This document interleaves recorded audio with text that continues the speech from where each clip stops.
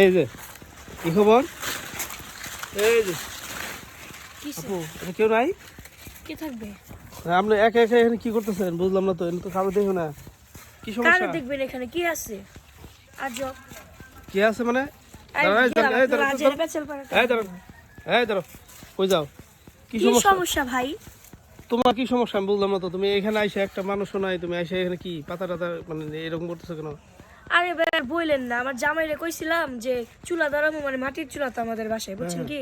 তো খড়ি লাগে না মাটির চুলা ধরাইতে। হ্যাঁ অবশ্যই লাগে। তা আমার জামাইয়ের ব্যস্ত, মানে সময় নাই, কই তুমি যাই নিয়ে হোগা। তো এখন এই যে আমি আইছি দিন দুপুরে, দেন তো আমার মতো একটা সুন্দরী মেয়ে এই জঙ্গলে খড়ি ঢুকাইতেছে, কি করবো?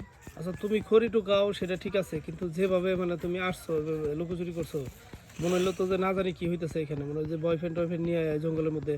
এখন তো এই বয়ফ্রেন্ডটাই কিছু নাই। দূর বয়ফ্রেন্ড থাকবো কেন? আজব। না অনেক মহিলা আছে না, জামাই থাকে আবার বয়ফ্রেন্ডও থাকে। একটা আমার জামাই, নাই, আমি একটা নিয়েই পারি না। একটা জামাই থাকে, 3-4টা বয়ফ্রেন্ড থাকে। বয়ফ্রেন্ড বানাবো এখন। তা বানান, আমার বানান। ইস শখ কত হ্যাঁ রে বানান। তাতে আপনি কি হাসান ভাইরে ভালোবাসেন নাকি? হাসান ভাইয়ের দিয়ে কথা কইতে দেখি। হাসান কেডা? ওই যে তোমাদের বাড়ির পাশে দোকানদার। ও, ওই বেটা বলো দে। হ্যাঁ না, খুব খাতির দেই তোমার লগে। হাতে তো থাকবো, হিংসা লাগে হ্যাঁ? আপনার?